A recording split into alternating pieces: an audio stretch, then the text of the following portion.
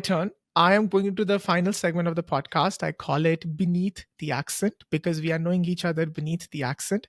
I'm going to ask a couple of questions. You can answer them in one word or a sentence or however you feel like. The idea is just to know more about Peta-Gaye. Okay, so ready? Okay, ready. What advice would you give to your younger self and at what age? I replay this all the time.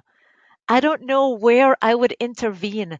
Sometimes I think I would intervene in my teenage years, but no, I really do want a time machine because I would go back to that moment when I am 4 years old and I'm first learning the word divorce, or I'm starting to pick up on negative cues around me. And I would say to that 4-year old, I love you. You're going to have a great life. Don't worry so much.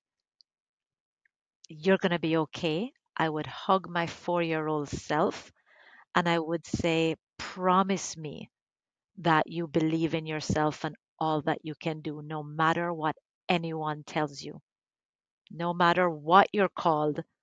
Just believe in yourself and follow your dreams. That's what I would say. My intervention would come early. Hmm. Wow, very, very powerful. I love that. Um, okay, second, describe a moment when you experienced a significant cultural difference that surprised you. There have been so many, but the one that I remember that's at the forefront of my mind right now is the whole thing of using Mr. and Mrs. and a last name. When Hmm. I came to Canada in 2002, even though I had lived here before, Yeah. I went into my workplace and was first official job, and I called my boss Mr. and his last name, and everyone just sort of, tittered. And I thought to myself, well, I'm being respectful, Yeah. you know, Hmm. but I realized it wasn't done. And that was a really odd cultural difference for me. But the same thing happened when I went back to Jamaica this past summer, 2024, with my daughter. She was confused about what to call people Hmm. because in Canada, she calls my friends by their first First name. names, yeah. In Jamaica, they said, "Oh, hello, I am Auntie, may not be related by blood." Exactly, yeah. And she would look at me all confused. Do I call her Auntie so and so? And I Hmm. just say, yes. Oh, wow. Different place, different culture. Yeah, yeah, very small, small nuances. Like also we call sir or madam back in India to our professors, but here they call by the first name, and it was a little awkward for me initially, but okay, now I've got a hang of it. Yeah. I remember walking Sherway Gardens with my dad, who had come from Canada, and I do believe it was a young man who was Punjabi or maybe somewhere else in India, and he called my father uncle, and my dad would not understand that, and I grabbed him and I said, Dad, he just showed you a sign of respect. Yeah, I remember. Yeah. Oh my God, this reminds me another story. I was sharing this apartment with somebody, and I told him my landlord used to live on the basement, and we were on this first floor, and we were there, and I told him, "Oh, uncle is calling you regarding something." He said, "Uncle, which uncle?" And I said, "The landlord." He said, "Why are you calling him uncle? He's not your uncle." I said, "Oh, okay." So because it comes naturally to me, we call older people uncle or Yes. aunt, Yeah. Yes. Yeah. Oh, that's funny. Why are you calling him uncle? I Yeah. love that. Okay. Ah. Tell me about this one dish from your home country, Peta-Gaye, that always brings you comfort and nostalgia. Oh, apart from a nice big juicy mango, okay. Um, I do love ackee and codfish. And the reason why, well, first of all, it's Jamaica's national dish. Okay. But I love it because ackee, which originally came from West Africa, as far as I remember, grows on a tree, but the pod has to open. If you force it open, It's Oh, poisonous I and could see. make you very sick. Hmm. So, the pod opens, you pick out the yellow fleshy thing and you cook it. You have to cook it. Hmm. And it's cooked with codfish. And it's so funny because this was introduced to feed the slaves, right? Really? Yes, they wanted a cheap meal to feed the slaves. So they would cook ackee with cod from Canada. Hmm. So the Wow. countries, we are all linked in this world. When we think that we have, one country has nothing to do with another, it's so untrue. We're just all linked in some way. Anyway, the cod came from Canada, from, I guess, the Atlantic provinces, Nova Scotia, Newfoundland, and it has gone on to become the national dish of Jamaica. Hmm. And seasoned very well, of course, with onion and other things. I'm not a great cook, but eating ackee and codfish it reminds me of my grandmother. Hmm. Of It course. reminds me of when I lived in the States, going home to visit her and her making ackee and me saying, I don't want to eat that because it wasn't American food, and then Hmm. slowly getting used to it and realizing my grandmother is an amazing cook. And yeah, ackee and codfish is just Hmm. everything. Love Home. that. It means home. It means family. Yeah, that brings nostalgia and comfort, right? Of course. Mhm. I'm just curious, like, what kind of food do you guys make at home right now? Since it's a mixture of multiple cultures in the house. So, how is that like? Well, first, let me start by saying that we are not very traditional with our roles. My husband is a much better cook than I am. He's from Jamaica and he does most of the meal planning. So, him loving cooking, I'm very spoiled. Very. My kids and I were just very spoiled. And it ranges from Jamaican to Italian to basically everything. Okay. Uh, Very lucky to have someone else do this for me because, to be honest, not my thing. Hmm. Okay. If I could, I would eat out every single day just to not have to cook. All right. But we Got have it. everything, We do Mexican, we do Jamaican, we do Indian. We do Indian. Hmm. Yes, we Okay. do. Next time, you are here in Montreal, I'll cook for you for sure. Oh, thank Yeah. you. Okay, I'll be there next weekend. Awesome. Um, Tell me about a favorite cultural festival or a celebration in Canada, and how do you celebrate it? My favorite. Okay, here's the thing. I love crowds sometimes, not all the time. My Okay. husband doesn't. So we do not partake in so many as before, but I do love Carabana. Hmm. I love Carabana for the music, for the food, for the costumes. Actually, I don't think it's called Carabana anymore. I am definitely dating myself. That's what it was called when I first came to Canada. It's now called something else, the Caribbean Cultural Festival. I've heard But Caribbean. Yeah. yes, Yeah. that is one of my favorites. But I also love other cultural festivals that sometimes I just happen to come across. There's a Latin festival where there's a lot of salsa dancing in Hmm. Toronto. Yeah. I think I'm drawn to color, dance, music, and food. So wherever those are all combined, Hmm.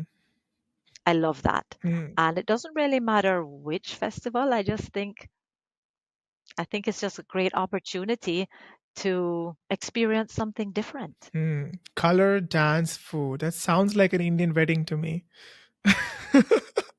Love Indian weddings. I went to one last year. It was Oh, wow. fantastic. Oh, that's Mhm. awesome. Okay. Tell me about the first friend that you made in Canada. And are you still in touch with them?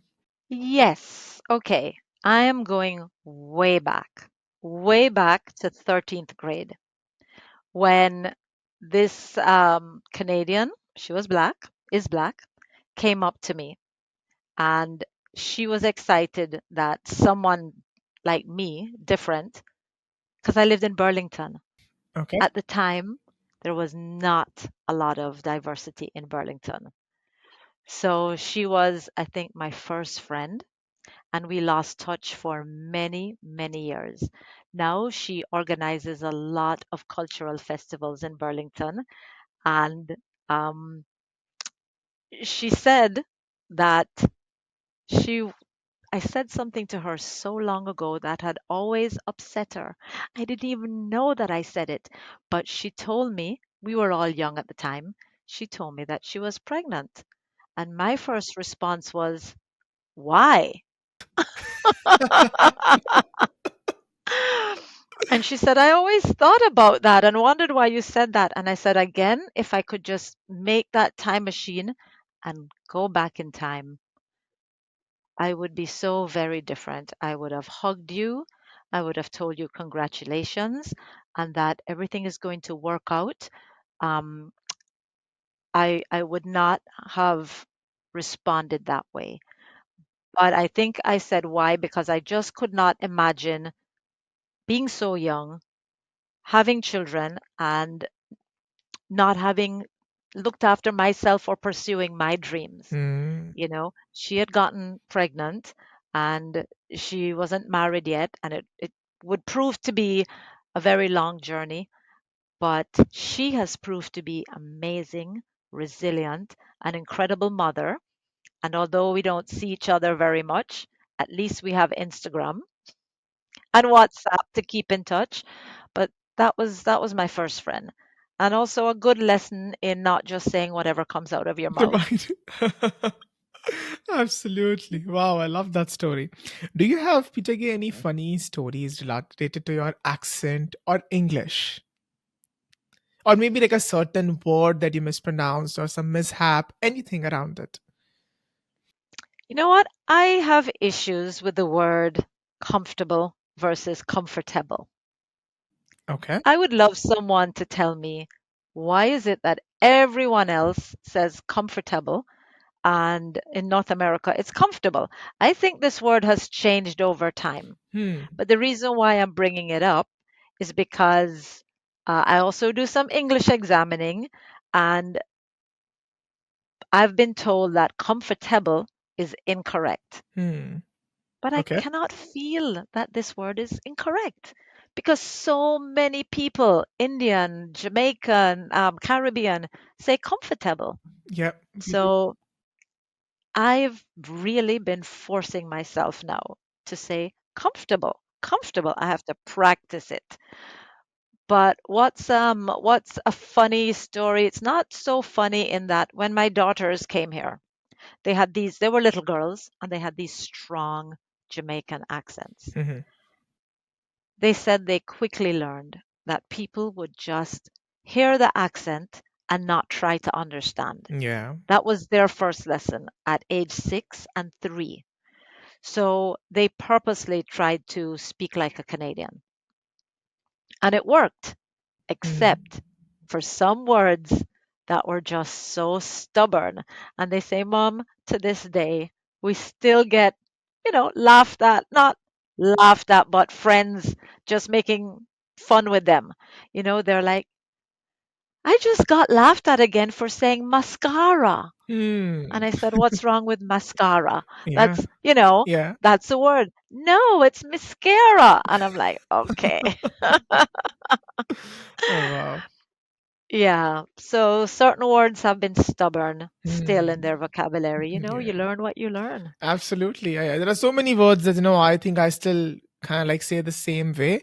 For some reason, the word shower, like it's shower or I always say shower. I'm going to go take a shower, and I think that comes from the word power and par, and that's kind of like stays in my Mm. mind. And I always say when I say like, okay, I'm going to take a shower, and my friends will be like, why? What is shower? I'm like, okay, shower, I'm going for that. That always happens. Yeah. Yeah, and if you went to the deep south in America, they would speak completely differently than we do, and it's really just a matter of getting your ear tuned to that new sound, but it's not easy. Yeah, yeah, yeah, absolutely. Yeah. So I have another question, that is there something that you ate for the first time in Canada? Would be pierogies. I don't even know what is Pierogies. that. Pierogies, I believe, is Um, I think it's from Ukraine or Poland. Okay. And when I had pierogies for the first time, for me, this is not Caribbean food, but there's just something about a dumpling kind of food that is just so hard to resist. Mm-hmm. So I tried to make pierogies, not from scratch, just the frozen. Didn't work out as well. My children can do it a lot better. And it's actually so delicious. Okay. Mm. It's something so different from my culture, but yeah, I'm making myself hungry right now just thinking about it. But that was something that I'd never heard of before Mm. I left Jamaica to come here. Okay. Okay.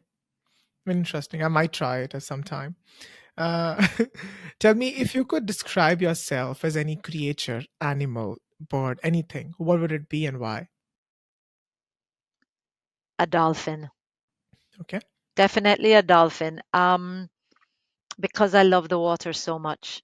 I Mm-hmm. always want to be in the water. I don't want to be far from water. Um, I wish my life was just spent on a boat or Mm. in a house by the sea, frolicking. I know that is totally ridiculous. We need to work, we need to be productive. Yeah. Yes, I am ambitious, but I do love my fun time.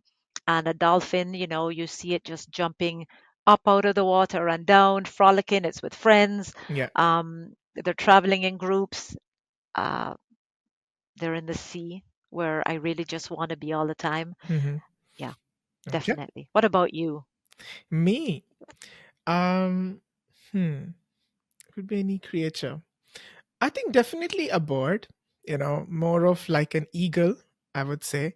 Mm, Because I just wanna fly high and be open and kind of be up in the air, and it's also the bird which one of our gurus actually had, and that kind of like mhm. symbolizes that only the strength, the power, the sharpness, and kind of the go for it mentality that it has. So I I think love that. definitely I think I would be an eagle. Yeah, I love that. Soaring above everything. absolutely. Yeah. Mhm. And if you could create this one law that everybody has to follow, what would it be? Everyone has to be respectful to each other. Everyone has to be kind. Kindness would become the culture. Hmm. And I know that sounds strange because it's not really a law, but I think that's really important to me. If we're going with an actual law, I would have to go with a traffic law. You know what really bugs me, Hmm. Parasis? What really bugs me is the fact that pedestrians are walking while cars are turning.